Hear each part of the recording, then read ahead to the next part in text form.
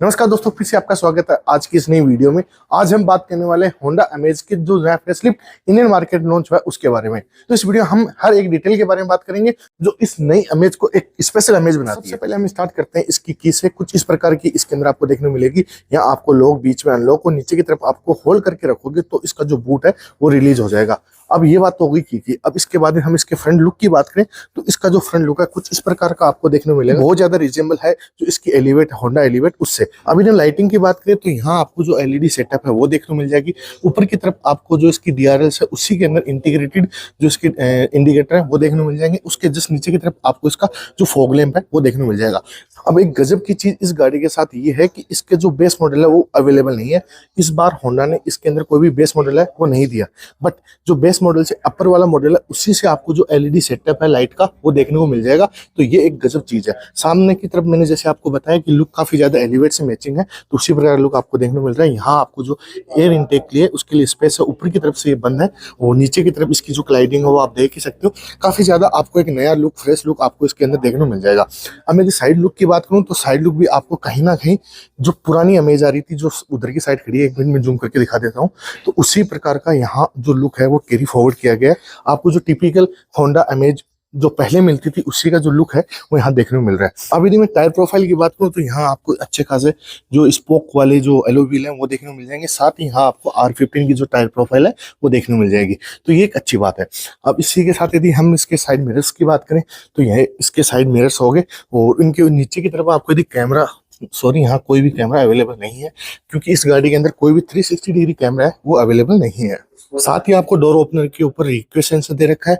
और अब यदि हम पीछे की तरफ आपको लेके चलें तो पीछे से कुछ चेंजेस आपको इस गाड़ी के अंदर जरूर देखने को मिलेंगे। पहले भी गाड़ी जो पीछे से कटआउट जैसी लगती थी वो सेम इस बार भी कैरी फॉरवर्ड किया गया, बट थोड़ी सी जो यहाँ स्लोप है वो जरूर दे रखी है। यहाँ आईटेक का जो बैजिंग है वो देखने को मिल जाएगा क्योंकि ये गाड़ी ओनली पेट्रोल में आने वाली है। इस गाड़ी में कोई भी डीजल वेरिएंट है वो अवेलेबल नहीं है। अब यदि हम पार्किंग सेंसर की बात करें तो पीछे की तरफ आपको एक और दो पार्किंग सेंसर मिल जाएंगे। यहाँ अमेज की बैजिंग मिल जाएगी। ये टेल लाइट जो पहले भी आपने उस अमेज में दे रखी है उसी से काफी ज्यादा मिलती जुलती है, उसमें कुछ ज्यादा एक्स्ट्रा चेंजेस आपको नहीं देखने मिलेंगे। तो दोस्तों अब हम इसके इंटीरियर में आपको लेके चलें उससे पहले मैं आपको इसके बारे में थोड़ी बहुत इंफॉर्मेशन दे देता हूँ। सबसे पहली बात कि इसके अंदर कोई भी बेस मॉडल है वो अवेलेबल नहीं है। इस बार होंडा ने ये गेम खेला कि वो बेस मॉडल देने ही वाले नहीं है क्योंकि उनका कहना है कि बेस मॉडल ज्यादातर बिकता नहीं है और उससे ऊपर वाले मॉडल्स है उन्हीं की ज्यादा सेल्स होती है। तो इसका जो बेस से ऊपर वाला मॉडल है उसकी जो स्टार्टिंग प्राइस है वो 8 लाख एक्स शोरूम प्राइस है। मतलब इस बार होंडा इस चीज में खेल गई है। इसकी प्राइसिंग आपको लगभग सेम मिलने वाली। इसके ही कॉम्पिटिटर जो मारुति स्विफ्ट डिजायर आती है उसी का कंपटीशन ये गाड़ी है और दोनों की जो प्राइसिंग है वो काफी ज्यादा सिमिलर है। इसके अंदर आपको एक अच्छा खासा इंजन जो 4 सिलेंडर का है वो देखने को मिलता है क्योंकि जो डिजायर है उसके अंदर आपको एक 3 सिलेंडर इंजन देखने को मिलता है। साथ में ही एडा जैसी फैसिलिटीज जो एक्स्ट्रा एक पंच लेके आते हैं गाड़ी के अंदर वो आपको इसके अंदर भी देखने को मिल जाएंगे, जो कहीं ना कहीं जो मारुति डिजायर है उसके अंदर ये चीजें मिसिंग है। प्लस में इसके अंदर जो अंदर के फीचर्स हैं उनके बारे में हम डिटेल से बात करते हैं। आओ तो दोस्तों हम यदि अब डोर की बात करें तो कुछ इस प्रकार का डोर इस गाड़ी के अंदर आपको देखने को मिल जाएगा। यहाँ आपको जितने भी कंट्रोल है मिरर के अप डाउन वाले वो देखने को मिल जाएंगे। बस एक ऑटो आपको जो मिलने वाला है वो है ड्राइवर के लिए ऑटो अप और डाउन।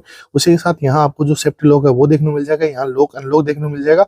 यहाँ आपको एक जॉयस्टिक दिख रहा है, उसका जो यूज है वो इस मिरर को एडजस्ट करने के लिए, मतलब आपको इसका जो मिरर है साइड मिरर है वो इलेक्ट्रिकली आप इसको एडजस्ट कर सकते हो। साथ ही यहाँ आपको एक फैब्रिक वाली जो फिनिशिंग है वो दे रखी है। ऊपर की तरफ आपको जो हार्ड प्लास्टिक है वो दे रखा है और ये जो डोर है वो डबल टोन में है तो थोड़ा सा लुक है वो अच्छा आ रहा है। और उसके जस्ट नीचे की तरफ आपको 2 कप होल्डर का स्पेस है। कप होल्डर के आप 2 बोतल अच्छी खासी बड़ी 1-1 लीटर वाली बोतल है वो आराम से रख सकते हो। साथ ही यहाँ जो स्पीकर है उसकी प्लेसिंग देखने को मिल जाएगी। ऊपर की तरफ जो ट्यूटर है उसकी प्लेसिंग देखने को मिल जाएगी। अब स्टीयरिंग व्हील पे है तो कुछ इस प्रकार का स्टीयरिंग व्हील आपको इसके अंदर देखने को मिल जाएगा। जो स्टीयरिंग व्हील है उसके ऊपर जो रबरेट कोटिंग होती है वो की गई है जो सॉफ्ट वाली। उसी के साथ इसमें काफी सारे बटन हैं वो भी दे रखे हैं। इस साइड के जितने भी बटन है वो जो इंस्ट्रूमेंट क्लस्टर है, जैसा कि सेम इंस्ट्रूमेंट क्लस्टर आपने इस एलिवेट में भी देखा था उसी प्रकार इंस्ट्रूमेंट क्लस्टर जिसकी बात हम थोड़ी आगे चल के करेंगे, तो उसको कंट्रोल करने के लिए सारे बटन आपको यहाँ दे रखे हैं। साथ इस साइड के जितने भी बटन है वो इसके क्रूज कंट्रोल हो गया, उसकी लेन असिस्टेंस हो गया, उसके साथ साथ आपका जो ये रेडार है जो कैमरा बेस्ड रेडार है उसको यूटिलिटी या उसको यूज करने के लिए यहाँ जितने बटन है उनके थ्रू आप यूज कर सकते हो। यदि इसकी एमआईडी की बात करूँ तो कुछ इस प्रकार की टिपिकल एमआईडी इसके अंदर आपको देखने को मिल जाएगी। इस साइड की जो एमआईडी है वो पूरी डिजिटल है और इस साइड की जो है वो एनालॉग मीटर आपको देखने को मिल जाएगा। साथ ही इसके अंदर यदि बहुत सारे आपको जो की फीचर्स हैं वो इसी में आप देख सकते हो और उसके कंट्रोल करने के लिए यहाँ आपको बटन दे रखा है। जैसे मैं होम पे दबाऊंगा तो इसमें ये कुछ बातें बकवास सी बातें कर रहा है जो मेरे लिए काम की नहीं है, क्योंकि मैं स्टार्ट करके इसको चलाने वाला अभी नहीं हूँ। बट यहाँ आपको जो एडेप्टिव क्रूज कंट्रोल है उसके साथ जो प्रॉब्लम्स है वो दिख रही है। उसके अलावा यहाँ आपको एक सेटिंग वेटिंग दे रखी है, बहुत सारी सेफ्टी मेजरमेंट ऐसी चीजें बहुत सारी चीजें दे रखी है। मैं थोड़ा और जूम कर लेता हूँ, ये लो। अब इस चीज को कंट्रोल करने के लिए यहाँ आपको एक रोलर वाला बटन है वो दे रखा है, तो आप इसको जैसे इसको यहाँ से रोल करोगे तो आराम से इस चीज को आप कंट्रोल कर सकते हो। जैसे सेफ्टी सपोर्ट हो गया, सीट बेल्ट है, जी मीटर है, स्पीड टाइम है, रेंज फ्यूल है, टेकोमीटर है, मतलब आपको हर एक चीज इसके अंदर दे रखी है। कस्टमाइज जो डिस्प्ले वो भी आप यहाँ से कर सकते हो। तो मतलब फीचर लोडेड गाड़ी है, गाड़ी के अंदर आपको अच्छे खासे फीचर्स हैं वो दे रखे हैं। इसमें कोई ऐसी कोई बड़ी दिक्कत नहीं है कि यहाँ फीचर्स हैं वो नहीं दे रखे हैं। और इस साइड आपको जो नॉब है ये जो ऑटो लाइट है हेडलैम्प वाली उनके लिए है। इस साइड के जो ऑटो वाइपर्स हैं उनके जो कंट्रोल है वो आपको यहाँ देखने को मिल जाएंगे। तो ये बात होगी सारी इस पैनल की जिसपे ये अपना स्टीयरिंग व्हील है। प्लस में यदि स्टीयरिंग व्हील को एडजस्ट की बात करूँ तो ये अप डाउन है, आप इसको इसकी लेंथ को एडजस्ट नहीं कर सकते हो। तो ये तो एक चीज है, क्योंकि यदि लेंथ एडजस्ट कर देते तो कहीं ना कहीं एक स्टेप आगे चले जाते होंडा इस गाड़ी को लेके। अब इसकी मैं डिस्प्ले की बात करूँ तो ये सेम डिस्प्ले जैसे मैंने पहले आपको बताया कि एलिवेट में आपको मिलती थी, वही डिस्प्ले यहाँ देखने को मिल जाएगी जो एंड्रॉइड ऑटो और एप्पल कारप्ले दोनों के साथ आती है। अब इसके अंदर यार कुछ ये पन्नी लगा रखी है, उतार नहीं सकता, चलो कोई दिक्कत नहीं, ऊपर से आप देख लो। अब इसके बारे में क्या क्वालिटी हो तो मैं बाद में आपको बता दूंगा। विजिबल तो है, मतलब ये पन्नी लगने के बाद में भी काफी विजिबल है, कोई दिक्कत नहीं है। अब डिस्प्ले के जस्ट ऊपर की तरफ क्या आता है आईआरबी होता है, वो यहाँ आपको देखने को मिल जाएगा। यहाँ जो दो लाइट्स हैं जो हेलोजन बल्ब के साथ है वो देखने। सनसेट की बात करें तो सनसेट के अंदर आपको मिरर है, वेनिटी मिरर, वो देखने को मिल जाएगा, बट जो लाइट है वो देखने को नहीं मिलेगी। अब एक चीज और देखते हैं कि ये सनसेट हम इसको आगे पीछे कर सकते हैं, नहीं इसको हम आगे पीछे नहीं कर सकते हैं। अब यदि उस साइड का सनसेट देखें तो यहाँ आपको वही जो वेनिटी मिरर है वो देखने को मिल जाएगा। यहाँ भी आपको जो कोई लाइट है उसकी प्लेसिंग नहीं दे रखी है। अब यहाँ एक कटआउट सा बना रखा है, उस साइड हो सकता है इसके अंदर आगे चल के फ्यूचर में कहीं से चाइना मार्केट से लाइटें ऑर्डर कर रखी होंगी जो टाइम पे नहीं आई होंगी, तो इसलिए यहाँ से इसको बंद कर रखा। हो सकता है आगे फ्यूचर में इस गाड़ी के अंदर वो अपडेट कर दें। एसी पैनल की बात करें तो ये आपको ये जो एसी पैनल है वो दे रखा है। यहाँ आपको जो फ्रंट डिफॉगर है, रियर डिफॉगर है, ये मोड चेंज करने के लिए एसी ऑटो सब कुछ यहाँ आपको दे रखा है। यहाँ एक छोटी सी डिस्प्ले भी दे रखी है जो कूल लगती तो कूल है। और यहाँ ये सॉफ्ट लगता तो सॉफ्ट टच है, बट ये हार्ड प्लास्टिक है, ऊपर की तरफ भी हार्ड प्लास्टिक है। और ये डिजाइनिंग है वो थोड़ी सी इसको ऐसा लगता है कि एसी वेंट्स है, कूल सा बनाता है, बट एसी वेंट नहीं है। एसी वेंट एक तो एक एरा और एक एरा, तो मतलब कुछ इस प्रकार का ये इंटीरियर इसके यहाँ फिनिशिंग दे रखी है। अब ग्लव बॉक्स की बात करूँ तो ग्लव बॉक्स आपको यहाँ देखने को मिल जाएगा जो छोटा सा है, थोड़ा सी इसकी जो स्पेस है वो और होती तो मजा आ जाता, ना ही इसमें कोई कूलिंग वाला सिस्टम दे रखा है। साथ ही यहाँ देखो तो यहाँ आपको वायरलेस चार्जर है उसके लिए प्लेसिंग दे रखी है। यहाँ एक 12 वोल्ट का जो सॉकेट है वो दे रखा है और उसके लिए प्लेसिंग अच्छी है, तो आप इसको कवर भी कर सकते हो। इधर की साइड आपको दो टाइप ए के सॉकेट दे रखे हैं। अब भाई जमाना आ चुका है टाइप सी का, बट यहाँ अभी आपको टाइप ए ही देखने मिल रहा है। और ये है इसका गियर जो 5 स्पीड मैनुअल ट्रांसमिशन के साथ आ रहा है। इसमें गाड़ी 6 स्पीड सीवीटी गियर बॉक्स के साथ भी अवेलेबल है। यहाँ देखें तो एक छोटा सा बटन और दे रखा है जिसको हम ऑन और ऑफ कर सकते हैं। ऐसा बटन बहुत ही कम गाड़ियों में आता है। इस बटन का मेनली जो काम है वो है जब आप इसको वायर के साथ इस गाड़ी को ऑटो एप्पल कारप्ले के साथ कनेक्ट करोगे तो उसको ऑन करना है या फिर आपको उसका फोन चार्ज करना है, उसके लिए ये बटन आपको यहाँ दे रखा है। तो दोस्तों ये थी इसके अंदर जो कमाल की जो फ्रंट ड्राइवर सीट है उसके अंदर जो जितने भी फीचर्स थे वो मैंने आपको सारे बता दिए। अब एक फीचर जो मेन बचा है वो सीट का है, तो मैं आपको और बता देता हूँ। इसके अंदर आपको कोई भी इलेक्ट्रिकली जो सीट एडजस्टेबल बटन है वो नहीं देखने मिलेगी, बट आपके जो बेसिक फीचर्स हैं जो सीट्स के अंदर होनी चाहिए वो आपको जरूर मिलने वाला है। तो जो ड्राइवर साइड ये सीट्स है उसको हम उसकी जो हाइट है उसको भी एडजस्ट कर सकते हैं, प्लस में इसका जो बैक सपोर्ट है हम उसको भी एडजस्ट कर सकते हैं, प्लस में इसकी जो आगे पीछे करने की जो लेंथ है वो तो हम हर गाड़ी में कर सकते हैं, तो इसमें तो हम नॉर्मली कर ही सकते हैं, वो कोई अलग से चीज आपको नहीं दे रखी है। तो ये चीज होगी इसकी सीट्स के बारे में। अब ये जो मेरी प्लेसिंग है ये इस गाड़ी में एक परफेक्ट ड्राइविंग पोजीशन है मेरी, और जो मेरी हाइट है वो है 6 फीट के आसपास।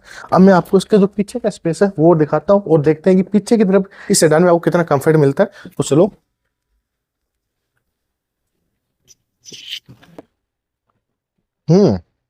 भाई पीछे की सीट्स की बात करूं तो जो मेरा लेग रूम है वो मुझे ओके मिल रहा है, उसमें कोई मुझे दिक्कत नहीं है। ये मेरी मतलब इस हाइट के बंदे होने के बावजूद भी मेरे को जो लेग रूम है वो ठीक ठाक मिल रहा है। हाँ यहाँ थोड़ा जो थाई सपोर्ट है वो यदि थोड़ा सा और होता तो मुझे अच्छा कंफर्टेबल फील होता है, क्योंकि सीटें मुझे लग रही है कहीं ना कहीं छोटी हैं। और यदि हेडरूम की बात करूँ तो यहाँ भी मुझे थोड़ा सा कम हेडरूम जो फेस करना पड़ रहा है, क्योंकि गाड़ी का पीछे का जो स्लोप है वो कहीं ना कहीं आपको एक थोड़ा सा स्लोपी लगता है, इसकी वजह से हेडरूम यहाँ है कम है। जर्नी की बात करूँ तो हाँ, हो सकता है मैं इसमें एक 60-70 या 100 से 150 किलोमीटर की कंटिन्यू जर्नी कर सकता हूँ। अब पीछे और क्या क्या आपको देखने को मिलेगा वो और बता देता हूँ। तो यहाँ आपको 2 एसी के वेंट हैं वो देखने को मिल जाएंगे। हाँ, एक चीज़ मैं बताना भूल गया, इस गाड़ी का जो ये टॉप मॉडल है उसके अंदर भी आपको जो हैंडरेस्ट है वो नहीं देखने को मिलेगा।